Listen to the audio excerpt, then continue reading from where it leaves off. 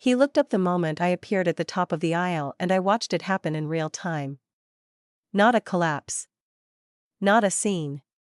Just the smallest possible version of a man understanding that the world had handed him something different from what he had been promised. His eyes widened a fraction. His jaw went still in a way that had nothing to do with composure and everything to do with control. The breath he took recalibrated itself mid-exhale. He had been expecting my sister. He had seen her once, 2 years ago, across a crowded room, and whatever he had seen had rearranged something in him permanently. She was the kind of woman who made rooms tilt toward her. I knew this without bitterness because I had been watching it happen my entire life from the edge of whatever room we shared. I was not her. I was smaller and quieter, and I had learned, somewhere between childhood and now, that existing in spaces rather than occupying them was the safest way to avoid being asked to leave. I watched his expression reset itself into something careful and sealed, and I did the thing I had always done in rooms where my presence was an inconvenience. I smiled. Not a performance. A real one. Because what I felt in that moment was not humiliation or anger but something quieter and more honest, which was sorry. Sorry for him. He had not chosen this either. Neither of us had. And whatever was about to begin, we were both going to have to find a way to live inside it. What I could not have known.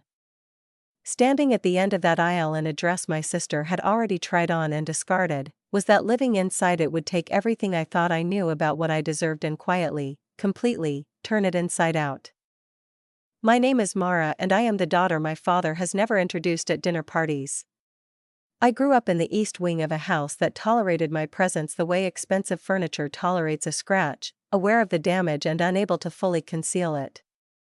My father is a man of considerable social standing and a proportional capacity for self-deception, which is to say he made one mistake 23 years ago and has spent every year since then resenting the proof of it. My mother worked in his household. She left when I was 4 with a sum of money I learned about only as an adult, which reframed several early memories in ways I am still, sometimes, making peace with. My sister Clara is the legitimate daughter. The intended one, the gravitational center of every room we have ever shared. She is genuinely beautiful and socially effortless, and I have never hated her for either of these things. What I feel about Clara is more honest than hate and more complicated than love. She exists in a world adjacent to mine, even when we occupy the same space, and I think we both understood this before we had the language for it. She did not want to marry the man waiting at the end of that aisle. She had been keeping a boyfriend private for 2 years, someone her father would not have approved of, and when the arrangement was proposed she came to me with the expression of someone who needs a favor they are not entitled to ask for. She said, "You would be doing me an enormous service." I said, "I know." She said, "I know it is not fair." I said, "No. It is not." What she did not know was that I had already decided to say yes before she asked.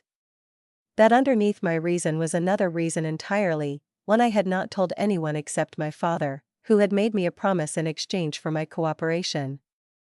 A promise I intended to hold him to even if it cost me everything else.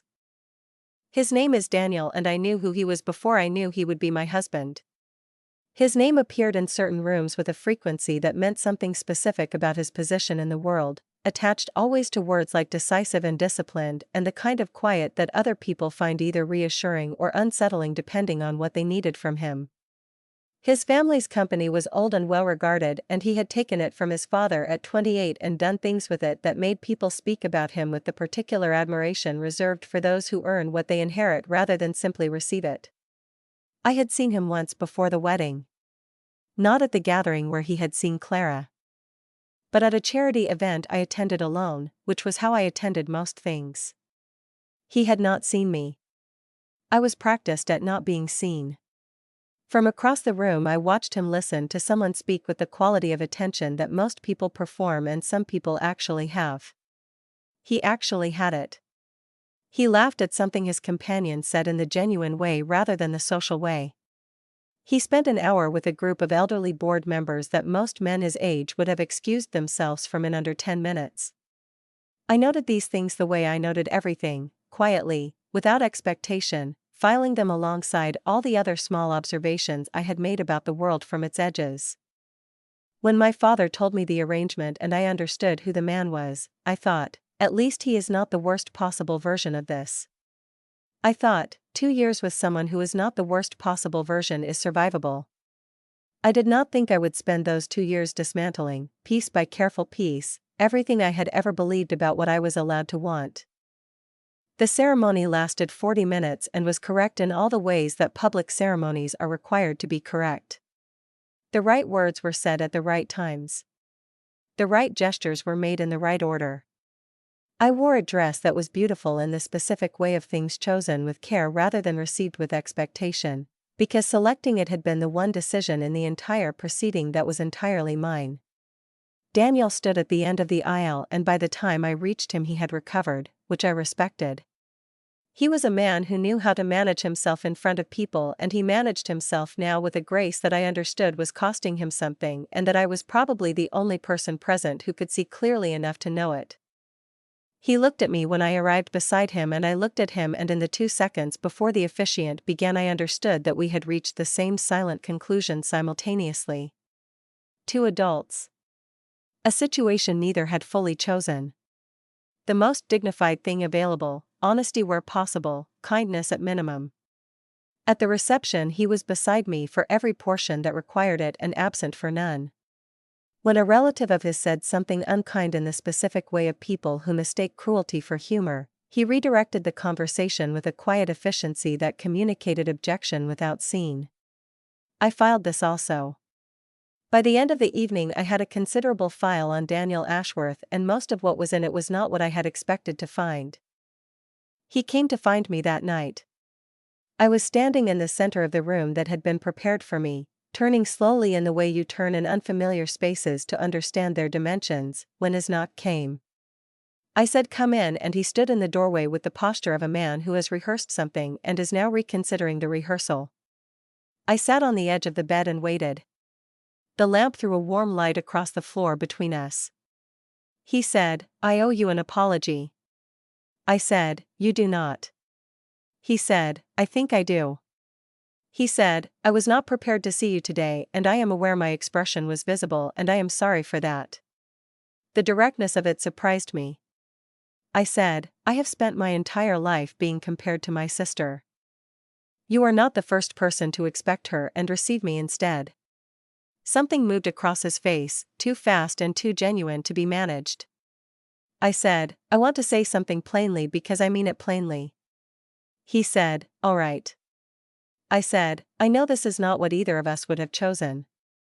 I think the most honest thing we can do for each other is agree now that this marriage is a formality.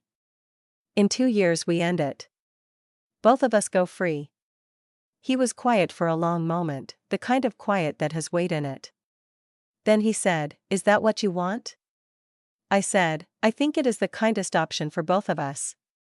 He looked at me with the focused attention I had observed from across a room months ago and said, I intend to be better than merely correct with you. The certainty in it caught me off guard. I said, I believe you. And I did. I simply had no concept yet of what better than correct would look like accumulated over 2 years, or what it would quietly, irrevocably do to me. I will tell you what I did not tell him that night. What only my father knew. The reason underneath my reason. I have a liver condition.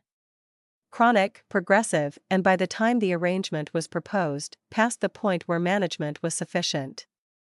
The surgery I needed cost more than I had and more than I could earn in any timeline my body was willing to offer me. I had known for 2 years. I had taken the medication and made the adjustments and not told anyone because telling people things gives them power over you, and I had spent my life being careful about who held power over me. I told my father because I needed him to understand why I needed the resources the arrangement would generate. He looked at me across his desk with the expression he reserved for problems that required solving rather than people who required seeing, and he made the calculation that a dying illegitimate daughter was a liability and a married one was someone else's.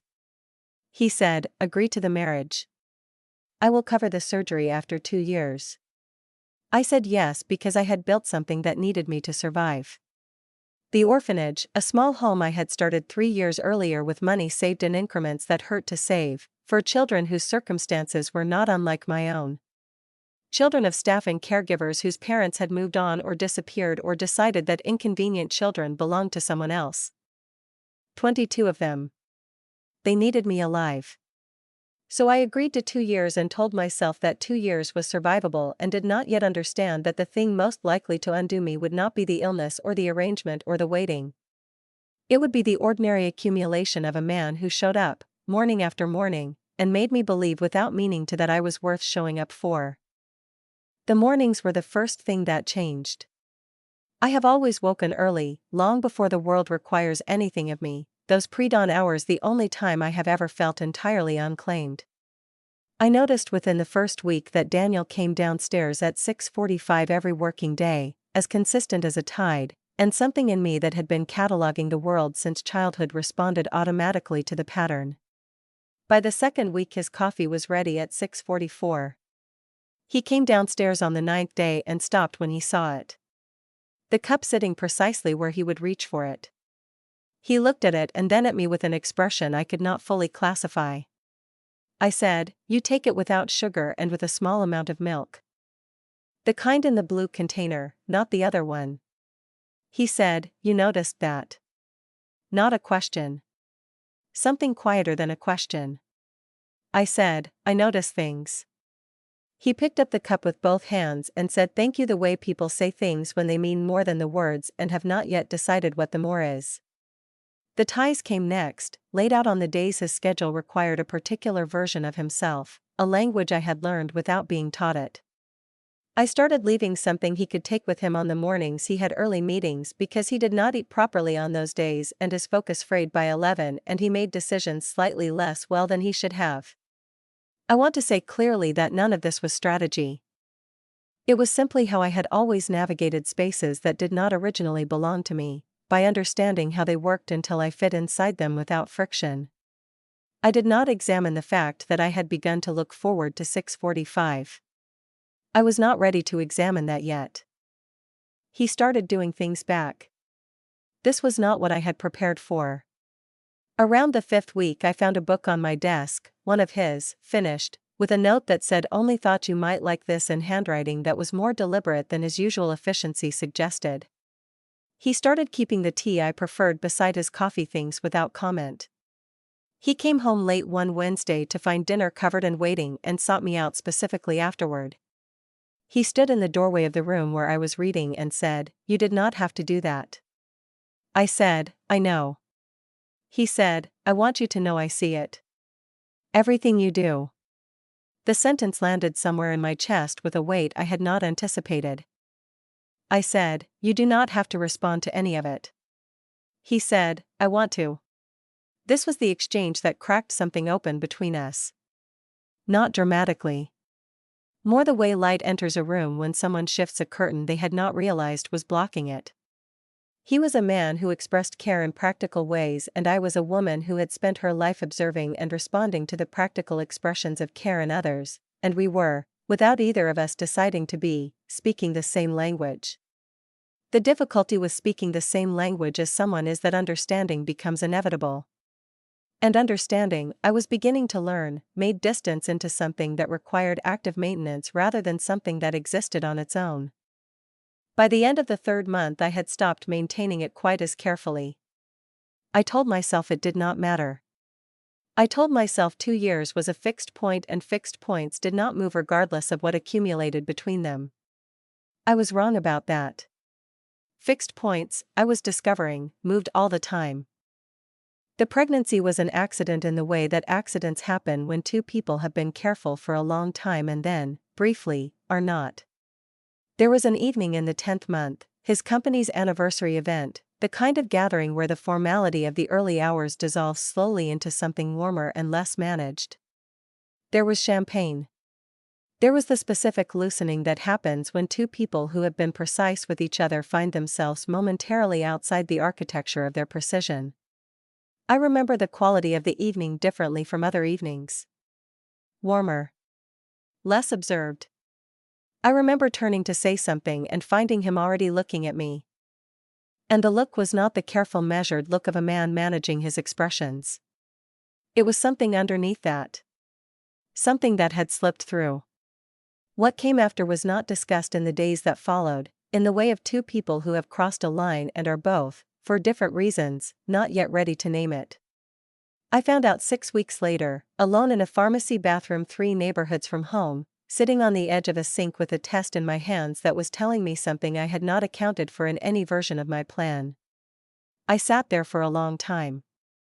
I thought about the timeline, the surgery, the children at the orphanage who needed me to survive. I thought about what my own beginning had been. And then I thought, very clearly and with a certainty that surprised me, this child will know from the first moment that she is wanted. I do not care what it costs. This child will never wonder. I did not tell Daniel. I was still working out how. And then Clara arrived and the question of how became suddenly irrelevant. She came on a Tuesday. She had called ahead, which was courteous in the specific way of someone who has decided to be decent about an indecent thing. She sat in the living room and waited for tea, and when Daniel was not home she said, "I need to tell you something and I would like you to hear all of it before you respond." I said, "All right." The words that followed were delivered with the efficiency of someone who had prepared them carefully, which made them land harder rather than softer. Marcus's business had struggled. Her image required a particular kind of stability she could no longer source from him. She needed Daniel, or more precisely she needed what being Daniel's wife represented.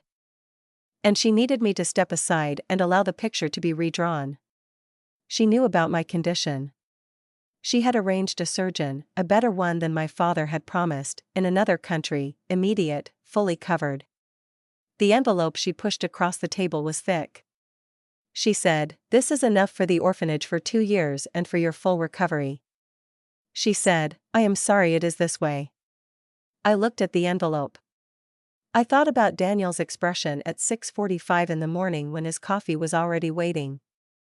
I thought about the way he had said, "I see it, everything you do," like someone marking a thing as true. I thought about the child I was carrying that he did not know existed.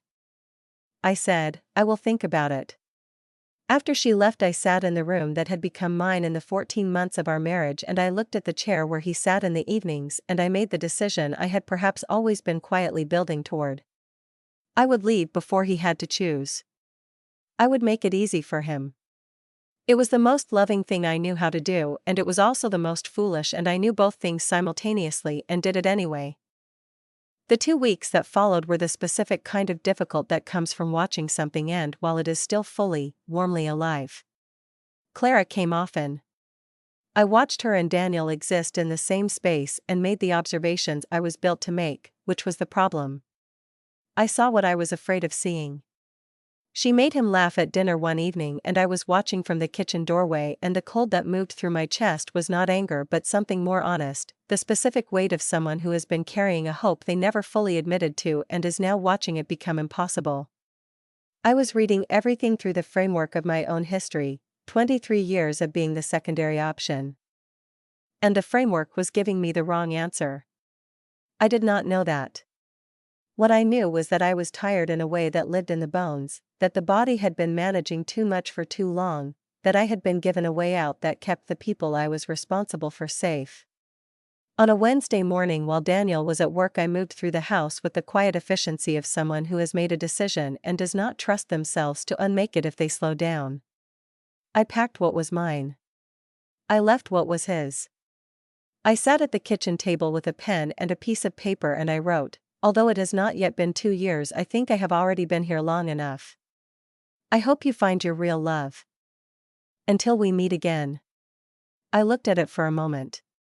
Then I folded it and left it beside the coffee cup I had already set out for tomorrow morning, force of habit, the last small thing. I left before I could change my mind. I did not look back at the house. If I had looked back I would have stayed. Now I want to tell you what Daniel was actually experiencing because the story I had been building was constructed from incomplete information and he deserves to have his version told with the same honesty. He had been in love with me since the 7th month. He would not have used that word at the time. He was a man who was suspicious of his own conclusions when they surprised him, and this one had surprised him considerably. It had arrived not with drama but with a specific moment of clarity inside an accumulation of smaller ones. He had come home late one evening to find me asleep in the living room, a book open on my chest, the lamp still on, and he had stood in the doorway and felt something settle. The particular sense of arriving somewhere you did not know you had been heading. He took the book and turned off the lamp and went upstairs and lay awake for a long time, acknowledging that the careful distance he had been maintaining since the wedding no longer reflected the reality of anything. He had been watching me for months with the attention of someone who is trying to understand something important. The way I moved through rooms as though I was slightly surprised to still be welcome in them. The way I smiled at letters from the orphanage children, a different smile than the one I kept for the world. The fact that in 15 months I had never once asked him for anything for myself. He had started to wonder, quietly and with growing urgency, who had taught me that I was not allowed to want things. He had wanted, very much, to be the person who untaught it. He had been working up to saying so. He had run out of time without knowing he was running. When Clara began appearing at the house, Daniel understood the shape of what was happening before he understood all its parts. He did not know about the condition or the agreement or the money in the envelope. What he knew was that my sister had arrived and something in me had changed, a specific contraction, as though I had begun the process of taking up less space before anyone had asked me to. He noticed that I watched Clara and him together with an expression he could not parse, something that sat at the intersection of sadness and resignation, the expression of someone confirming a conclusion they had already reached. He wanted to say, "Whatever you are telling yourself, you are wrong." He did not say it because he was afraid of saying it incorrectly. He had never told me how he felt. He had been afraid, with the particular fear of someone who has watched a person move through life as though they do not fully believe in their own welcome, that saying it wrong would damage more than saying nothing. He was trying to find the right moment, and the right moment was not arriving, and he was beginning to understand that waiting for the right moment was its own kind of cowardice. He saw me smile at Clara on the last evening, a specific smile he had not seen before, full and warm and aimed at her like a gift, and something in his chest contracted. He thought, that smile looks like a goodbye. He told himself he was misreading it. He was not misreading it. He came home that Wednesday to a house that felt different before he understood why. He stood in the entrance and something registered in the body before the mind caught up, the particular quality of a space from which a specific presence has been removed. He went through the rooms. The east-facing bedroom where I had kept my things was clear in the way that is not tidiness. My books were gone from the shelf. The photograph of the orphanage children was gone from the desk. The small things that had accumulated over 15 months of a shared life were simply absent, and their absence had a shape. He found the letter in the kitchen, beside the coffee cup I had set out for a morning that would not happen the way I had arranged it. He read it twice, standing up, in his coat. Then he sat down at the table and sat there for a long time in the quiet of a house that had become, without either of them acknowledging it out loud, a home. His first thought was, she thinks I wanted this. His second thought was, she left and she does not plan to come back. His third thought was not a thought at all but a sensation, the specific sensation of a floor dropping, and in it he understood with sudden and total clarity that the feeling he had been so careful about was not a feeling he had any ability to set aside. He had been so afraid of asking too much that he had given me nothing to hold. He had let me build a picture in the dark, and the picture was wrong and she was gone and he did not know where. He called. Voicemail. He called again. He did not sleep that night. He began the only thing available to him, which was to follow every thread he had until one of them led somewhere. It took him 3 months to find me. This story is made by Withered Petals story. 3 months during which he worked in the mechanical way of someone holding themselves together with function, because the alternative was not something he was willing to look at directly. He had his team look into everything available to look into. He found the orphanage through a donation record, a contact who knew someone who had given once and remembered the name. He went there, and the woman managing it in my absence was protective in the way of someone who had been specifically asked to be, But Daniel was a man who could be very patient when patience was the only tool available, and eventually she told him I had been sending letters from a hospital abroad and gave him the city. He found the hospital within a day. He found the room number within 2 hours. He learned, through the process of searching, everything I had not told him. The condition and its timeline. The agreement with my father. What Clara had offered and what she had taken in exchange. He stood outside my hospital room door with all of this knowledge and with something else that none of the information had given him, which was what 3 months of not sleeping and not stopping had made undeniable. He was not here because it was the right thing to do. He was not here out of obligation or guilt or the residue of an arrangement. He was here because the world without me in it had turned out to be a world he did not want to be in. He had not understood this about himself until it was tested. Now he knew it completely. He opened the door. I was not doing well when he arrived. The surgery had been complicated by the pregnancy in ways the doctors had warned me about from the beginning. They had advised me, gently at first and then with increasing directness, to consider ending the pregnancy so the operation could proceed without the constraints the baby placed on what they could do and how quickly they could do it. I understood the medical logic completely. I said no each time. I said, this child may be the only family I will ever have that is entirely and uncomplicated mine. The doctor looked at me for a long moment before writing in his notes. So we waited. I waited through 7 months of a body that was managing 2 enormous things simultaneously. The failing organ and the growing life, rationing what it had between 2 competing needs. The surgery happened when the baby was old enough to be delivered safely by cesarean, the operation scheduled in sequence, the liver first and then our daughter 4 days later when I had stabilized enough to survive a second procedure. The weeks in between were the specific kind of difficult that requires all of the discipline and none of the performance. I was in a hospital room in a country where I knew no one and I had made what peace I could with the possibility that best might not be sufficient. I had written letters to the orphanage children. I had arranged what could be arranged from a bed. I had thought about Daniel more than I intended to and told myself that what I felt was not extraordinary and he was fine and Clara would be good for the image of his life even if not for the life itself. I was running this loop on a Wednesday afternoon when I opened my eyes from a half-sleep and saw someone in the chair beside the bed and thought, my mind is giving me what it wants because the body is too tired to argue. But the figure did not dissolve.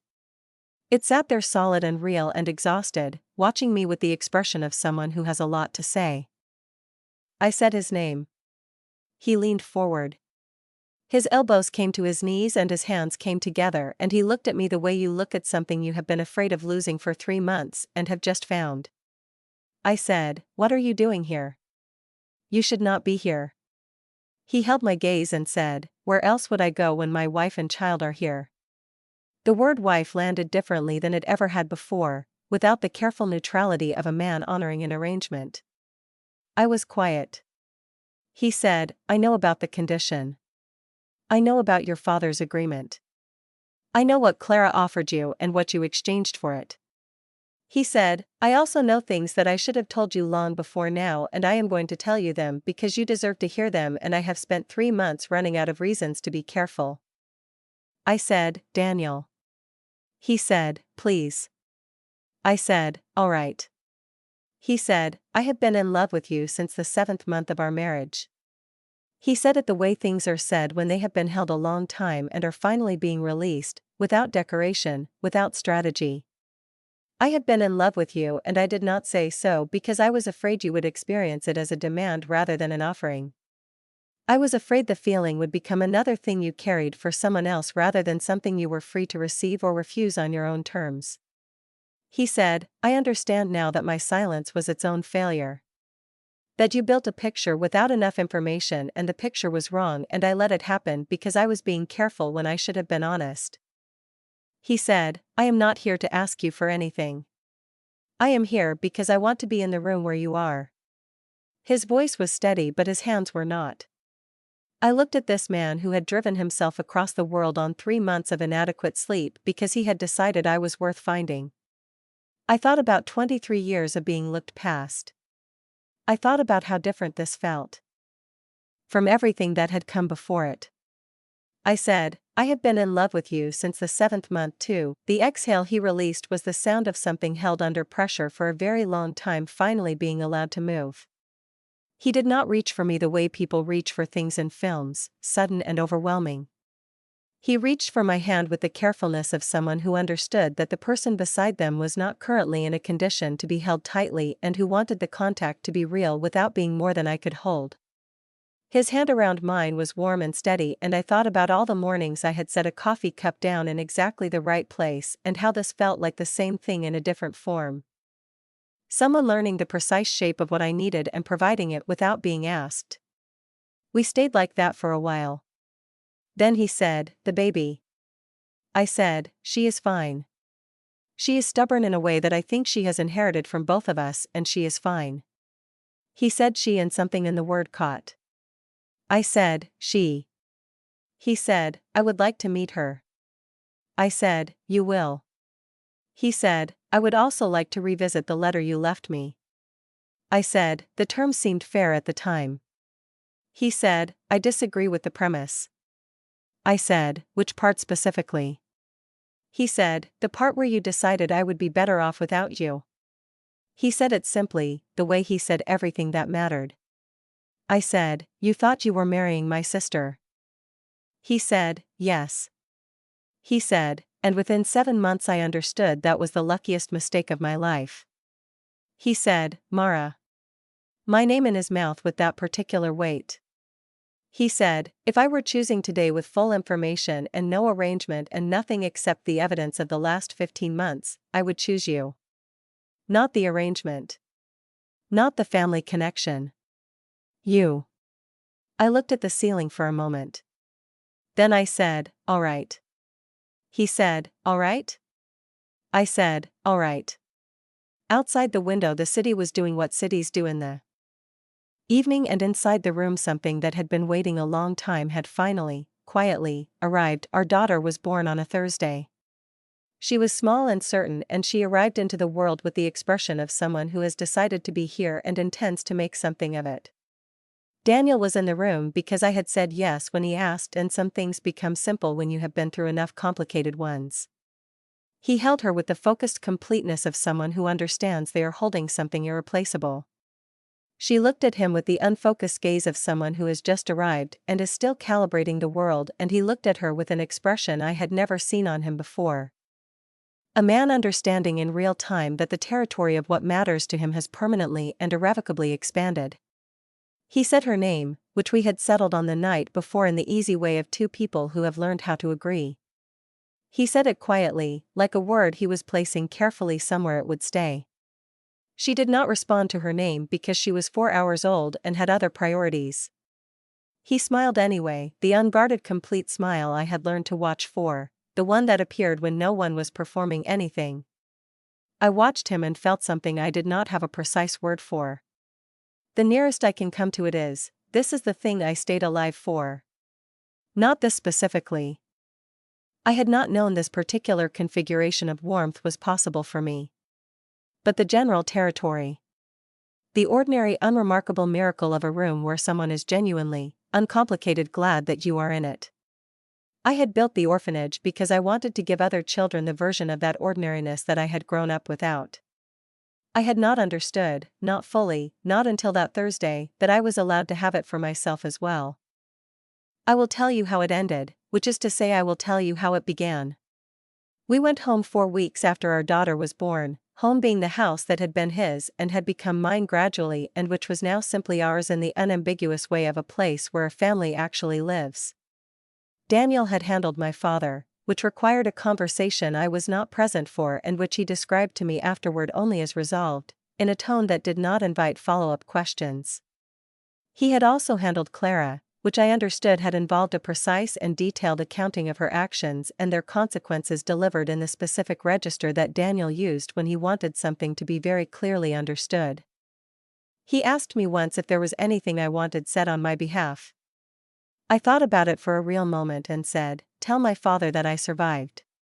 I think something larger than those 4 words was communicated. I was content to leave it at that. The visits to the children started the month after I was well enough to travel. Daniel came to the first one. He was received with the particular wariness that children who have been disappointed by adults extend toward new adults, which is to say he was watched with great seriousness by 22 small people for any sign of insincerity. He passed in approximately 40 minutes. A 6-year-old named Benny took him by the hand and led him to the garden to show him something important, and Daniel went without hesitation and crouched down to look at whatever it was with genuine attention. I watched this from the doorway with our daughter against my chest and felt the specific quality of happiness that does not announce itself. That arrives the way morning arrives, not all at once but incrementally, light by light, until you look up and realize the dark is gone. I had spent my life being the wrong daughter. I had not known that the wrong daughter in one story is sometimes exactly the right person in another. I had not known that some people, given enough mornings and enough honesty and enough time, will look at you and see not the absence of what they expected but the presence of something they did not know they needed. Daniel saw me. Completely. From the beginning, even when I did not see it. That, I have come to understand, is the whole story. This story is made by Withered Petal Story.